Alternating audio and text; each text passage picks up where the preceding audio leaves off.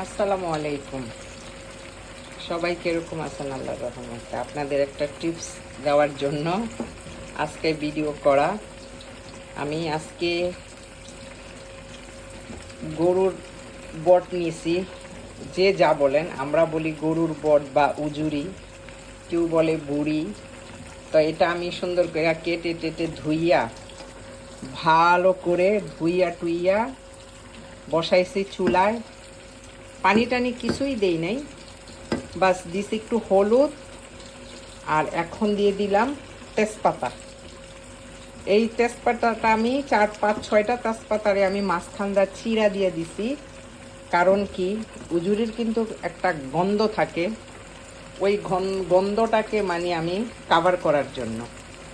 এখনও আমি এটা রান্না করি নাই, কিন্তু এটা আমি রান্না করব কালকে।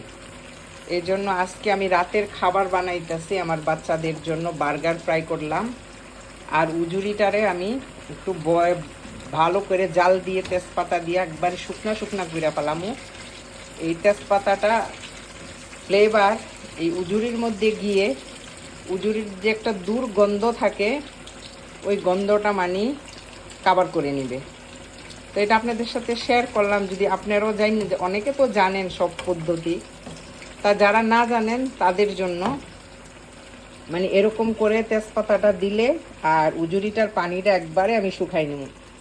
শুকাইয়া তারপরে এটাকে আমি চুলা বন্ধ করে রাইখা দিব। এটা আমি রান্না করবো কালকে। গরম মশলা টরম মশলা দিয়া, মশলা টশলা দিয়া, আদা রসুন ধইনা জিরা যা যা মশলা দেওয়ার দিয়া কালকে রান্না করবো। তো এটা আমি আপনাদের সাথে শেয়ার করলাম। আর ভিডিওটা আমি এখন করলাম, এখনই আমি এটা ভিডিওটা ফেসবুকে দিয়ে দিব।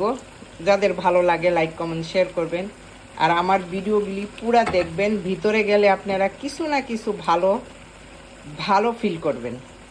তো সবাই ভালো থাকেন, আল্লাহ হাফেজ। এদিকে আমার বার্গার 6 পিস হয়ে গেছে, আরও 6 পিস আমি এখন দিয়ে দিব। আমার উজুরিটা কিন্তু ফটফট আওয়াজ আসতেছে, এর মানে পানি একবারে শুকাইয়া মানে একটু ভাজা ভাজা হয়ে গেছে। এখন আমি চুলা বন্ধ করে দিব, এটা কালকে রান্না হবে।